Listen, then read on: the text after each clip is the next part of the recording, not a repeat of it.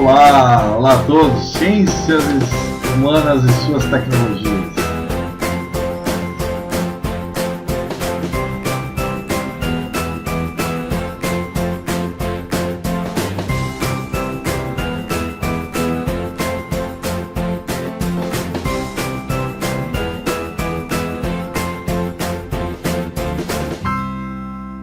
Olá, olá a todos, tudo bem com vocês, meus queridos e minhas queridas? Bom, iremos direto ao que interessa, questão 86, prova de ciências humanas e suas tecnologias.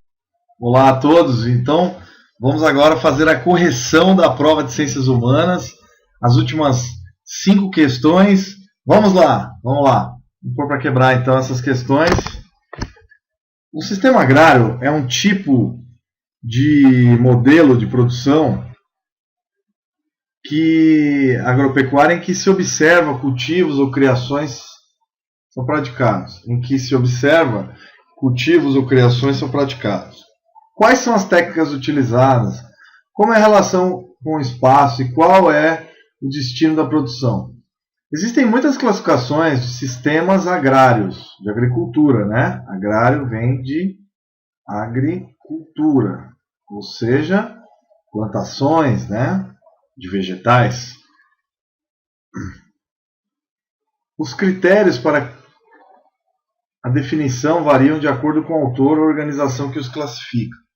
Além disso, os sistemas agrários são diferentes conforme a região do globo ou da sociedade, sua cultura e nível de desenvolvimento econômico. O Novo Rural Brasileiro, uma análise nacional e regional, Campanhola, Campinas, Embrapa, Unicamp 2000. Dentro desse contexto, o sistema agrário tradicional tem como características principais o predomínio de pequenas propriedades agrárias, né? Pequenas propriedades agrárias, utilizando técnicas de cultivo, né? Minuciosas e de irrigação, e sua produção é destinada preferencialmente ao consumo local e regional. Essa descrição corresponde a que sistema agrícola? Bom, está falando que é um sistema tradicional, né? Tem como característica o predomínio de pequenas propriedades agrárias, utilizando técnicas de cultivo minuciosas de irrigação, sua produção é destinada ao consumo local e regional. Então seria a agricultura de jardinagem. Não, plantations é monocultura. Sistema de roças muito antiga, sistema colonial. Agricultura orgânica está dentro desse tipo de jardinagem itinerante em locais que mudam o clima, enfim, uma certa região específica. Bom, aqui então a agricultura de jardinagem, são feitos os terraços. Isso é muito comum na Ásia, né? Mas também aqui na América Latina tem exemplos, os entornos das grandes cidades tem os cinturões verdes, né? A gente vê então os cinturões verdes. E nessas regiões, normalmente nas grandes cidades, próximos, aqui em São Paulo, Cotia, né? Representa e outras cidades também. Tá bom? Maravilha, questão 86, tranquila, não é um problema. Na questão 87, agora falando de história, vamos lá. O massacre da floresta de Katyn foi noticiado pela primeira vez pelos alemães em abril de 1943. Numa colina na Rússia, soldados nazistas encontraram aproximadamente 12 mil cadáveres empilhados em valas e estavam 1/3 da oficialidade do exército polonês, os oficiais do exército polonês, entre os quais vários engenheiros, técnicos e cientistas. Os nazistas aproveitaram-se ao máximo do episódio em sua propaganda antissoviética. Em menos de 2 anos, porém, a Alemanha foi derrotada e a Polônia caiu na órbita da União Soviética. Ou seja, a União Soviética, União das Repúblicas Soviéticas, tinham vários países sob seu domínio, tá? Entre eles a Polônia, e na época da Guerra Fria, Depois da guerra, surgiu então a Guerra Fria com os Estados Unidos da América, com a tutela do Ocidente. Os Estados Unidos dominavam boa parte do Ocidente, a Coreia do Sul, Japão, né? A China também tinha bastante relações, não muito próximas, né? Era outro país socialista, né? Bom, então, em menos de 2 anos, porém, a Alemanha foi derrotada e a Polônia caiu na órbita da União Soviética, a qual reescreveu a história, atribuindo o massacre de Katyn aos nazistas. A Polônia inteira sabia tratar-se de uma mentira, mas quem o dissesse enfrentaria tortura, exílio e morte. Bom, nesse sentido, a análise do texto, tá, meus queridos? Aqui é uma análise do texto da Segunda Guerra Mundial. Aqui você vai analisar basicamente o texto, porque é uma situação da guerra muito específica, né? Em que a gente não tem muito o que dizer, é um conhecimento muito aprofundado, mas o que aconteceu foi o seguinte: o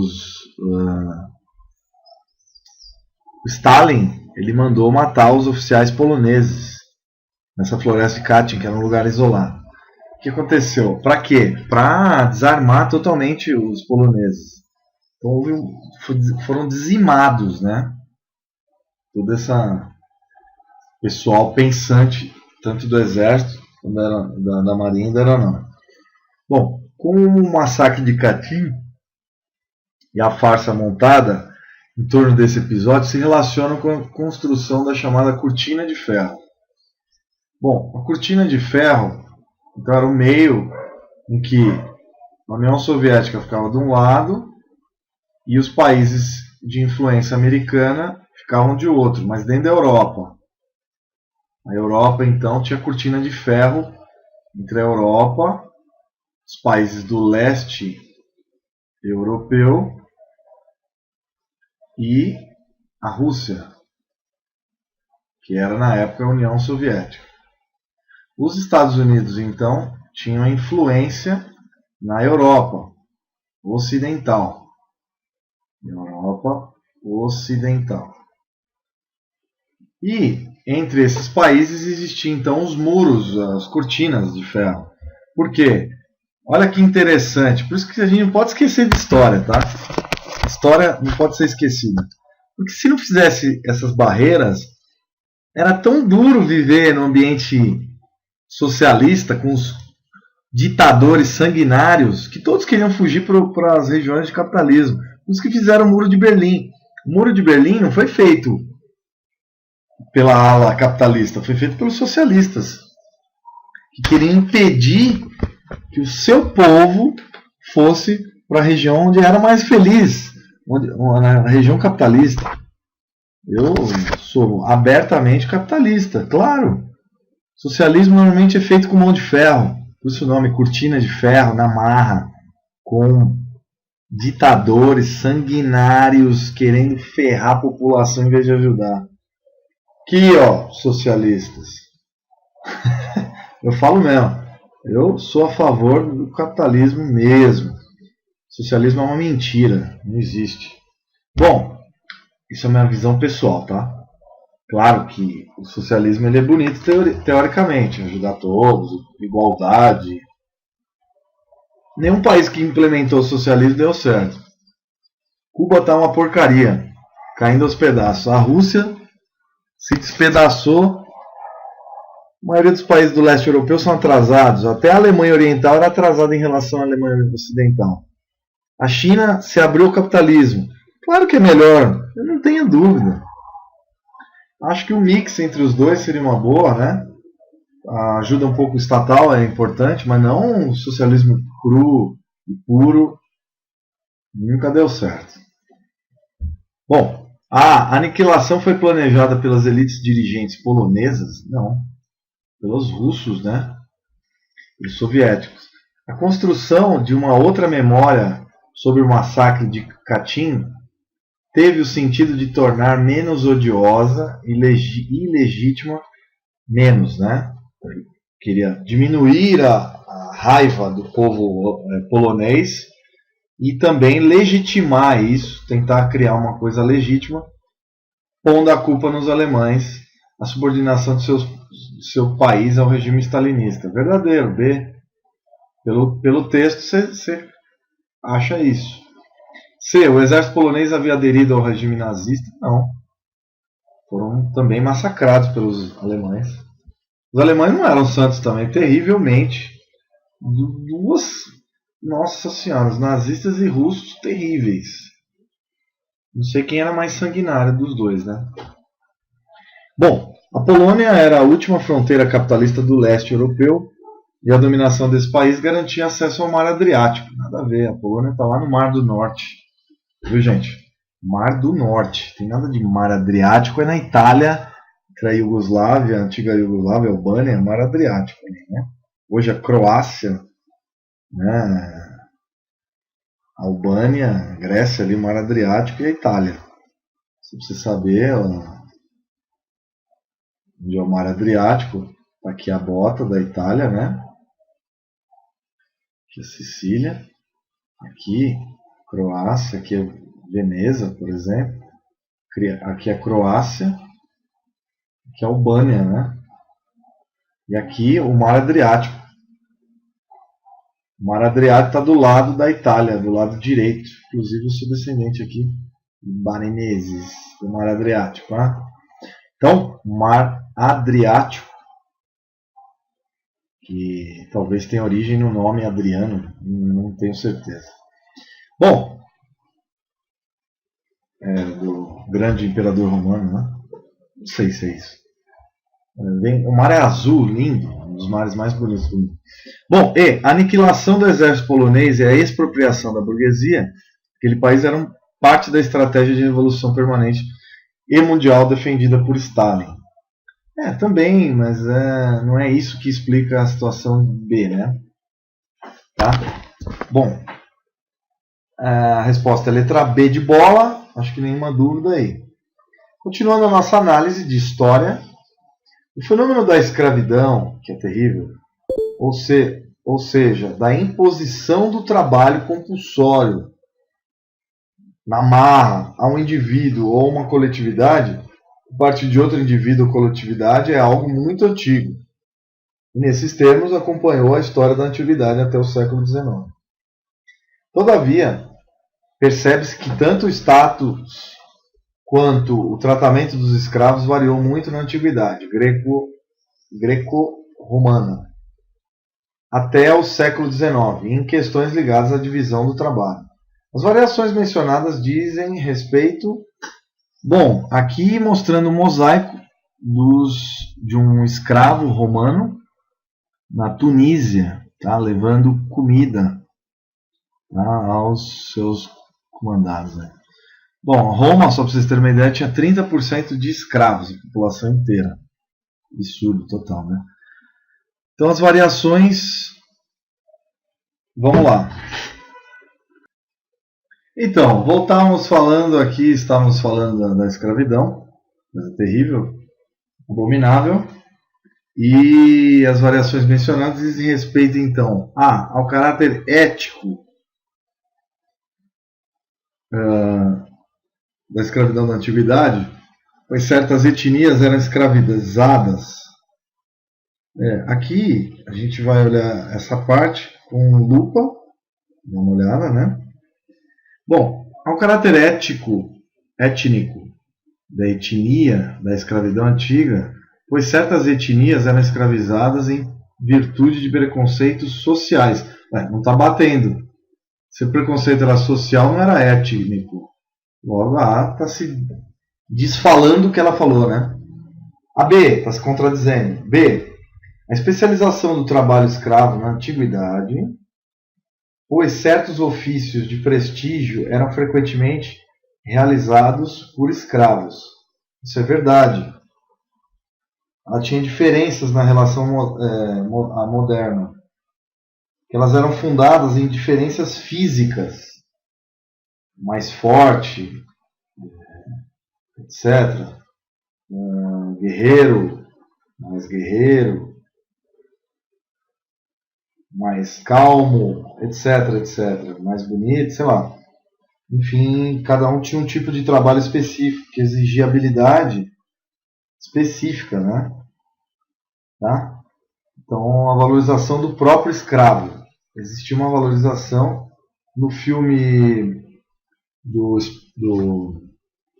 Carlson, filme Esparta, né?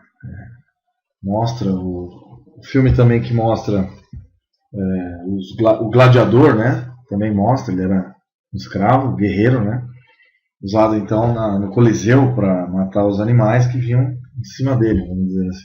C. Ao uso dos escravos para atividade agroexportadora, tanto na antiguidade quanto no mundo moderno. Pois não, ainda não. D. A absoluta desqualificação dos escravos para trabalhos mais sofisticados. Não, existiam trabalhos sofisticados como esse. Os gladiadores, né? Muitos gladiadores eram escravos. Gladiadores que faziam então o circo, né? Vamos dizer assim, de Roma, no Coliseu,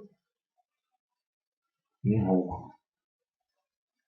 Tinha os efebos também na Grécia, que eram como se fossem garotos de programa. Existiam mulheres também, né, que eram escravas sexuais, né? E aspecto étnico presente em todas as formas de escravidão? Não. Bom, então a resposta é a letra B. Cada um tinha uma especificidade, né, dos escravos. É terrível falar de escravidão, mas é isso que aconteceu. Aqui só voltando ao caso de Katyn, aqui as fotos reais e aqui os oficiais sendo presos. Isso só foi divulgado em 1990. Essas fotos um pouco mais antigas, mas 22 mil oficiais talvez morreram nesse assassinato de Katyn, outra questão. Bom, voltando para cá, a gente vai agora continuar. Estamos na questão 88, vamos para a questão 89. Eu vou falar de uma pessoa que eu gosto muito, que é o Franklin Delano Roosevelt. Puxa, eu gosto bastante do Roosevelt. Se eu fosse político, eu me espelharia nele. Bom, a depressão econômica gerada pela crise de 1929 teve no presidente Franklin Roosevelt, 1933-1945, 12 anos, um de seus vencedores. New Deal foi o nome dado à série de projetos federais implantados nos Estados Unidos para recuperar o país, a partir da intensificação da prática de intervenção e do planejamento estatal na economia. Juntamente com outros programas de ajuda social, o New Deal ajudou a minimizar os efeitos da Grande Depressão, a Depressão de 1929, 1933. A partir de 1933 começou a melhorar a economia, né? Esses projetos federais geraram milhões de empregos para os necessitados. Embora parte da força de trabalho norte-americana continuasse desempregada em 1940. A entrada do país na Segunda Guerra Mundial, no entanto, provocou a queda das taxas de desemprego e fez crescer radicalmente a produção industrial. No final da guerra, o desemprego tinha sido drasticamente reduzido. American Response to the Great Depression. Blackwell Publishers, 2000. A partir do texto, conclui-se que o fundamento da política de recuperação do país foi a ingerência do Estado em ampla escala, né? Então, o caráter intervencionista, ingerir para dentro, né, do Estado em ampla escala na economia, verdadeiro. Então, o que ele fez? Aqui o Franklin Delano Roosevelt, seu cachorro, ele construiu estradas, rodovias, né, estradas, melhorou a infraestrutura,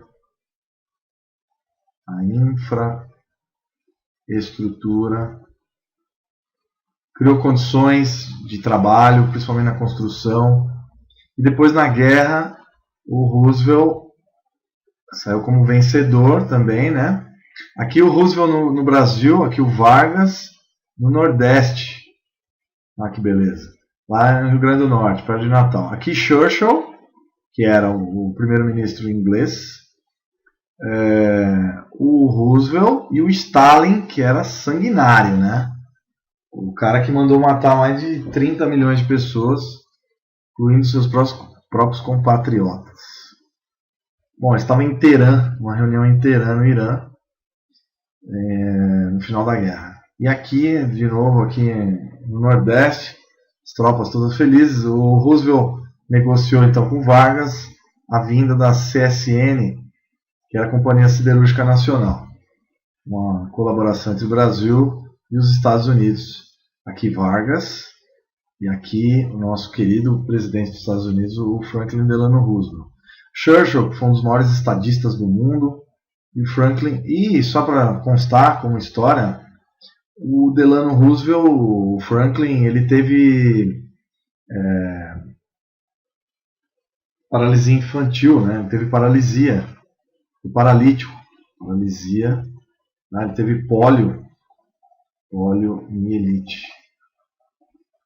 E ele andava na cadeira de rodas, tá? Ele era paralítico. Então, um grande estadista, fantástico, recuperou os Estados Unidos depois da guerra, depois da quebra da Bolsa de Nova York, né? Eu não sei se eu pus aqui a Bolsa quebrando e tudo mais. Os Estados Unidos entrou numa baita recessão, Bolsa de Nova York, houve a quebra, né? Os Estados Unidos estavam produzindo mais do que poderiam vender e aconteceu então um superaquecimento industrial e baixo consumo. O consumo ficou abaixo da quantidade de manufaturas e aí houve então uma queda na economia e a quebra da bolsa. Quebra da bolsa e que levou o mundo inteiro a uma recessão. E depois a Segunda Guerra Mundial. Na Alemanha, os alemães iam comprar pão, viu, queridos? Eles levavam malas de dinheiro, em marcos alemães, na época eram marcos, hoje euro, né? Para comprar pão. Né? Então, aqui no Brasil houve uma crise muito séria. Em 29, o preço do café caiu muito e o governo teve que queimar sacas para diminuir a quantidade de café e aumentar o valor agregado do café de exportação. No Brasil tinha quebrado também, e depois de 30 o Brasil também se recuperou relativamente rápido, com o Vargas imitando também o Delano Roosevelt, investindo maciçamente na economia também. Não maciçamente igual nos Estados Unidos, mas também houve uma intervenção muito grande e grandes modificações. Aqui vamos ler a B, C, D e E. A B, a crise de 29, foi solucionada por Roosevelt, que criou medidas econômicas para diminuir a produção, não, para aumentar a produção e o consumo. Então, a B está errada nesse sentido. C, ele não conseguiu solucionar, só na década de 40 que melhorou a coisa. Os programas de ajuda social implementados na administração de Roosevelt foram ineficazes no combate à crise econômica. Não, foram eficazes. B, o desenvolvimento da indústria bélica incentivou o intervencionismo de Roosevelt e gerou uma corrida armamentista. Não, ele foi obrigado a entrar na guerra, porque o Japão bombardeou as bases de Pearl Harbor. Os Estados Unidos, pelo contrário, estava em crise e não queria entrar na guerra. Entraram e realmente modificou a história dos Estados Unidos para sempre, pelo menos até os dias de hoje. A intervenção de Roosevelt coincidiu com o início da Segunda Guerra. Não, veio antes, 1930. A guerra teve início em 39 e 40. Tá? Oficialmente 40. Bom, então na questão 90, só relembrando, a 89, o item correto é A. Bom, intervenção das estradas. Tinha milhões de quilômetros de estradas no final da década de 40. Ajudou também a indústria, né, Estados Unidos, e a guerra também ajudou os Estados Unidos. Porque houve uma superindustrialização e emprego para todo mundo rápido e eles se levantaram novamente. Bom, entre as promessas contidas na ideologia do processo de globalização da economia estava a dispersão de produção do conhecimento na esfera global, expectativa que não se vem concretizando, que é a dispersão da produção de conhecimento na esfera global, que não se vem concretizando. Nesse cenário, os tecnopolos aparecem como um centro de pesquisa e desenvolvimento de alta tecnologia, que conta com a mão de obra altamente qualificada. Os impactos desse processo na inserção dos países na economia global deram-se de forma hierarquizada e assimétrica, ou seja, não igual. Mesmo no grupo em que se engendrou a reestruturação produtiva, houve difusão desigual da mudança do paradigma, do padrão tecnológico. Paradigma é padrão tecnológico e organizacional. O peso da assimetria, ou seja, o peso da desigualdade, projetou-se mais fortemente entre os países mais desenvolvidos e aqueles em desenvolvimento, onde não há investimento em pesquisa e desenvolvimento. Né? Concentração tecnocientífica, uma tendência e expansão no mundo contemporâneo. Aí é uma pergunta. Concentração?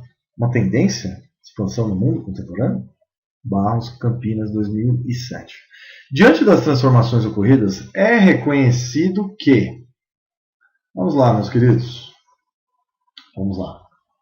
O que a gente pode ver aqui é que, de maneira geral, o que vai ser colocado aqui? A inovação tecnológica tem alcançado a cidade e o campo, incorporando a agricultura, a indústria e os serviços, com maior destaque nos países desenvolvidos. Todas as áreas envolvem alta tecnologia. A questão usa um texto complexo, né? Extremamente complexo, difícil, que seria necessário conhecimento prévio. Então, o mundo global, a tecnologia de globalização, tecnologia e a globalização.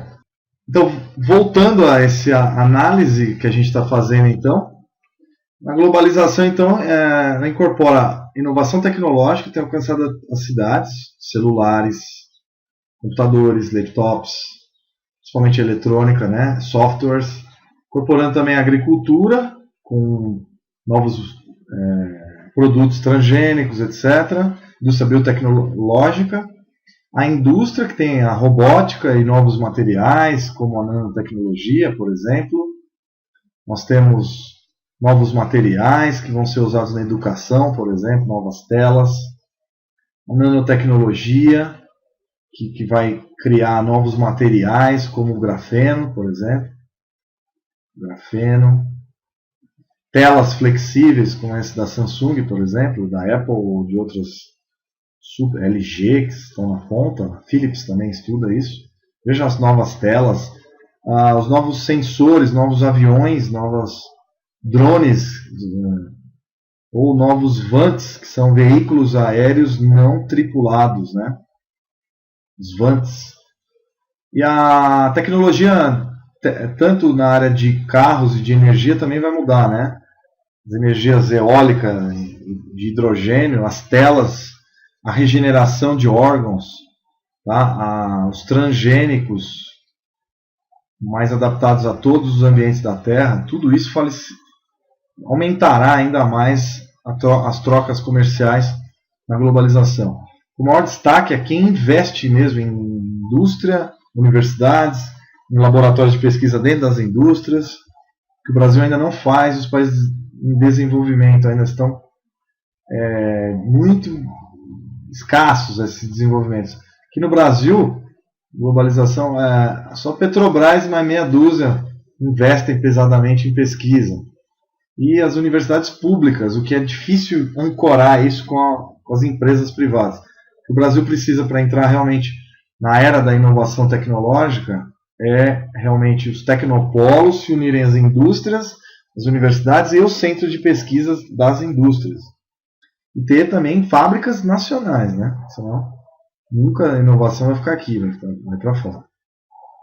Eu adoro inovação tecnológica, então esse assunto mexe demais comigo. Vamos continuar aqui. B. Os fluxos de informações, capitais, mercadorias e pessoas têm desacelerado? Não, tem acelerado. Facebook é um exemplo, né? Facebook. Eu adoro Facebook. C. As novas, tanto para trabalhar como para a vida social. As novas tecnologias se difundem com equidade, com igualdade. Equidade quer dizer igualdade. Isso não é verdade. Em regiões do mundo que não tem essa igualdade. Por exemplo, em algumas regiões do Brasil a internet é muito fraca. Isso não é igualdade, né? D. Os tecnopolos, o sinal da internet é fraco. Por enquanto. Vai melhorar. Os tecnopolos, que são polos tecnológicos, em tempos de globalização, ocupam os antigos centros de industrialização. Não, isso não é verdade. Ocupam novos centros, como o Vale do Silício, por exemplo. Que já tem um tempo já, né? O Vale do Silício, que é uma área nova. Aqui no Brasil também tem o Vale do Silício em Campinas, por exemplo. Nosso tecnopolo muito forte, né? Tecnopolo. Tem vários tecnopolos no Brasil. São José dos Campos, São Paulo, Porto Alegre, Ribeirão Preto, Uberlândia, Goiânia, Brasília. Tecnopolo Minas Gerais, top, muito bom também. Crescimento econômico, Floripa. Blumenau. O crescimento econômico dos países em desenvolvimento, decorrente no Ceará, Fortaleza. Estou falando vários aqui. O crescimento econômico dos países em desenvolvimento, decorrente da dispersão da produção do conhecimento na esfera global, equipara-se a todos os países desenvolvidos. Não, ainda tem uma grande diferença e por isso, resposta, letra A. O desenvolvimento tecnológico está aumentando muito rápido, viu, gente? A passos largos, a tecnologia, para um país conseguir ter competitividade, precisa investir em tecnologia de ponta, que o Brasil ainda não faz. O Brasil está sempre vendendo cana, vendendo açúcar, minério de ferro, agora quer vender petróleo. Nós não estamos ainda tendo grandes inovações no Brasil. Poucas patentes. Eu sei que o Ministério da Ciência, Tecnologia e Inovação está mudando ao longo dos anos, aí das 2 décadas para cá, desde o Fernando Henrique. Está tendo um maior aporte desse último governo também, do Lula, da Dilma. Os 3, não estou falando de governos federais, mas o Ministério em si está se fortalecendo. A FAPESP no estado de São Paulo, FAPERJ, GS, FAPEMIG e em vários outros lugares do Brasil. O Brasil precisa investir em tecnologia, tanto na área agrícola, como é uma área forte nossa, como em modernizar a indústria. Nós temos que parar de vender ferro, gente. Temos que vender o aço, não o ferro. O Brasil está perdendo mais um bonde da história. Nós temos alta tecnologia em alguns pontos, como a Embraer, por exemplo, que é uma indústria aqui de São José dos Campos, aqui em São Paulo, de altíssima tecnologia, considerada uma das 3 maiores indústrias aeroespaciais do mundo. Então, nós temos tudo para dar certo. Implementamos a soja no Centro-Oeste, então a gente pode criar sojas transgênicas, melhores, com produtos farmacêuticos, com a nossa floresta, então com uma prospecção biológica ou mesmo com desenho em laboratório. A gente pode também entrar na nanotecnologia. Podemos, um vácuo que a gente tem na área de indústria médica, tudo de fora, quase tudo de fora. Até um band-aid tem que ter indústria multinacional. A gente precisa realmente investir em ultrassons, raio-x, equipamentos nacionais, bisturis, etc. Além de ponta nacional. A gente tem toda essa tecnologia quase, daria para a gente entrar nessa. Na área de microeletrônica, então, nosso déficit comercial, déficit gigante. Nós não entramos na área de microeletrônica quase. Chips. Estamos ainda no século XIX nessa área. Então temos muito a crescer. E grande esperança para o Brasil. Então estudem bastante. Nos próximos anos vão ter muito emprego na engenharia, nas áreas de tecnologia. E também nas outras, de humanas e tudo mais. Uma coisa leva a outra. Todas as áreas são importantes. Mas o país sem engenheiros não sai do lugar. Nós paramos no tempo. Se nós não investirmos na técnica, na inovação tecnológica, o Brasil vai ficar para trás e a economia vai afundar e todas as outras áreas também. Grande abraço, pensem nisso, estudem muito, leiam jornais e revistas e vamos lá para o Enem, vamos arrebentar no Enem. Tchau, tchau, meus queridos, até as próximas aulas. Tchau, tchau.